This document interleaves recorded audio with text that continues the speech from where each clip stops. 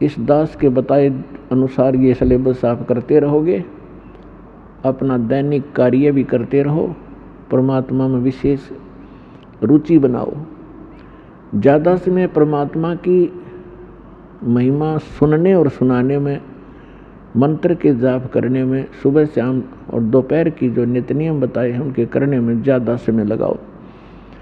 और जो कार्य आप कभी नहीं कर सकते थे और ना ही आप सोच सकते थे कि हमें ये सुविधा प्राप्त हो सकती है इस जीवन में, फिर ये परमात्मा आपको यहाँ के भी सुख देगा। लेकिन इन सुखों से आप परिचित कर दिए जाओगे कि इस सुख को प्राप्त करके परमात्मा में रुचि कम मत करना, नहीं तो आप फिर यहीं रह जाओगे। इसका बहुत भयंकर परिणाम आपको भोगना पड़ेगा। तो पुण्यात्माओं, आप बालक हो, आपको पता नहीं आप किस गंदे लोक में रह रहे हो। ये स्थान ठीक नहीं है।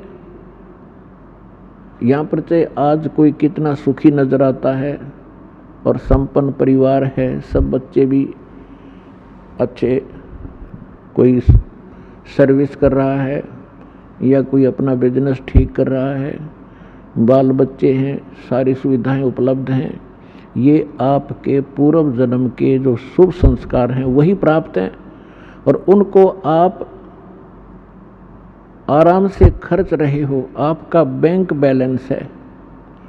जब तक आप किसी भी व्यक्ति का बैंक बैलेंस है, यानी पूर्व का संचित धन उसके पास उपलब्ध है और उसको वो किसी प्रकार खर्चो खराब करो, कहीं प्रयोग करो, जब तक वो पूंजी रहेगी तो ऐसा लगेगा जैसे ये कुछ भी काम नहीं करता, फिर भी सारी मौज मार रहा है।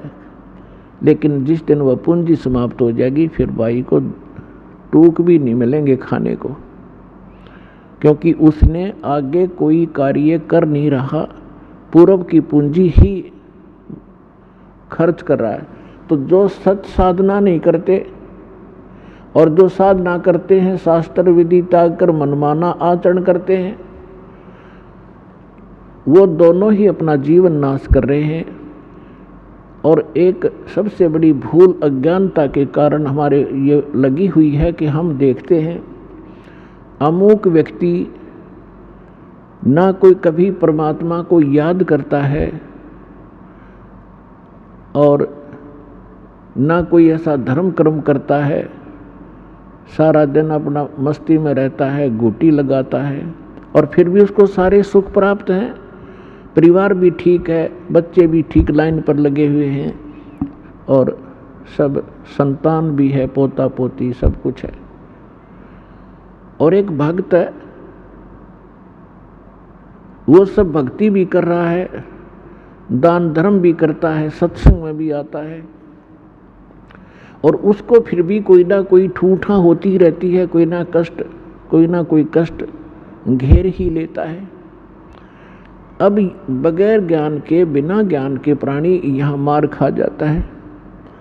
वो ये सोच बैठता है क्या फायदा इस भक्ति का, ये व्यक्ति सामने वाला कभी राम नाम लेता नहीं, कोई धर्म नाम की चीज ये जानता नहीं, इसको सारी सुख प्राप्त है और हम सब कुछ कर रहे हैं, फिर भी कोई ना कोई दुख आ ही रहा है। तो पुण्यात्माओं, इस ज्ञान को आधार बनाकर जीना जो भगवान ने बताया है।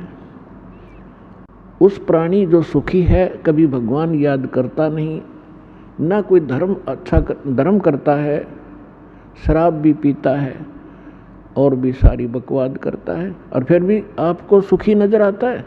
उसकी पूर्व जन्म की बैटरी चार्ज है और वो घनी चार्ज कर रहा है, पिछले जन्मों में घने पुण्य दान किए हुए हैं। तो परमात्मा किसी का कुछ रखता नहीं है, जिसने जैसा किया है उसका फल पूरा ही देता है।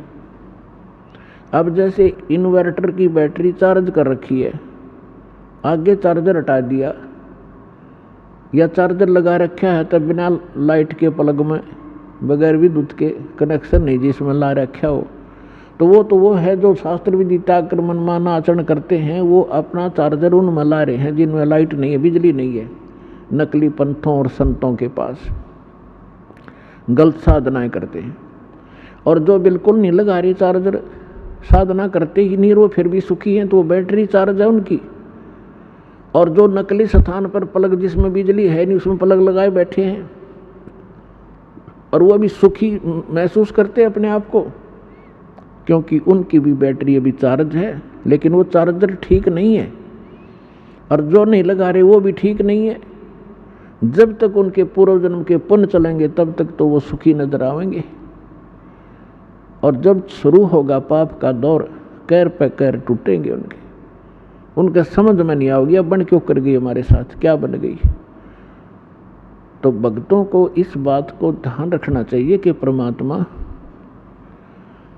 यदि आपको कोई कष्ट भक्ति करते करते भी हो रहा है, एक आध अनजान भक्त कहता है जी मैंने पाठ भी करा दिया, ज्योति भी बोल दी, सारा भक्ति भी कर रहा हूँ, 1 साल हो गया है और फिर भी मुझे ऐसा हो गया, मेरी भैंस मर गई, कोई लाभ नजर आ नहीं रहा। अरे भले आदमी, यह भी कोई बात कही आपने, तो बिना समझ का आदमी ये बात कर सकता है व्यक्ति। जैसे सर्दी के मौसम में आपको सलाह दी गई अपने माता पिता के द्वारा, बेटा स्वेटर पहन लो, जराब पहन लो, जूते पहन लो, और सर्दी ज़्यादा है, अब जराब भी पहन रखी हैं, जूते भी पहन रखे हैं, कमीज मोटा पहन रखा है और स्वेटर भी पहन रखी है, और फिर भी सर्दी महसूस हो रही है। तो क्या वो बच्चा ये कहेगा कि मैंने सारा कुछ पहन रखा है फिर भी सर्दी लग रही है, इन्होंने क्या बचाव किया मेरा। अपने आत्माओं, कई भक्त अनजान कहते हैं मुझे कोई लाभ नहीं हुआ, मैं तो भक्ति ही छोड़ दूंगा। तो ये बातें इस ज्ञान को सच्चे ढंग से अच्छी तरह ना समझने के कारण ही ये मन में इस प्रकार की जो दुर्भावनाएं पैदा होती हैं। उसके लिए सत्संग ध्यान से सुनना चाहिए। अब जिस व्यक्ति ने सर्दी के सारे कपड़े पहन रखे हैं और फिर भी सर्दी महसूस हो रही है, तो वह सर्दी घनी है। और वो यूं कहे क्या फायदा है इन कपड़े के पहनने का, जर्सी पहन रहा, स्वेटर पहन रहा। तो उसका समाधान ये है कि यदि ये ना पहन रखे होते तो नमूनिया होकर मर जाता है तो पहले। इन्होंने अपने सत्र का बचाव कर रखे आपके, लेकिन सर्दी घनी है या लगती रहेगी, हानि नहीं कर सकेगी आपको अब। और ये ना पहन रहा होता तो नमूनिया होकर मर जाता। तो पुण्यात्माओं, जो भक्ति आप कर रहे हो, साधना कर रहे हो, पुण्य करते हो, दान करते हो, ये आपको स्वेटर, जर्सी और जुराब पर आई जा रही है, और फिर भी कोई हानि हो रही है तो होने दो वो, क्योंकि आपके पाप कर्मों की सर्दी घनी है, लेकिन वो हानि नहीं कर सकती। थोड़ी बहुत आपको आभास अवश्य होगा, जैसे हाथ ठंडे हो गए, कान्ना का ठंडी ठंडी हवा लग रही है, लेकिन हानि नहीं कर सकता आपको, क्योंकि आपने बहुत बचाव के कपड़े डाल रखे। इस बात को ध्यान रखना। और दूसरी बात यह है कि कबीर परमेश्वर जी कहते हैं हमारा दिल डांटने के लिए, दिल डांटने का मतलब इस मार्ग पर स्थिर रखने के लिए और यथार्थ ज्ञान बताते हैं। कबीर सुख के माथे पत्थर पड़ो, जो नाम हृदय से जावे, बलिहारी उस दुख के जो पल पल नाम रटावे। अब परमात्मा कहते हैं इसे सुख के आग लगे भाड़ में जावे, जिस तो भगवान की भूल पड़े, आपका नाम याद ना आवे परमात्मा, ऐसा सुख मत देना। और बलिहारी व दुख के जो पल पल नाम रटावे।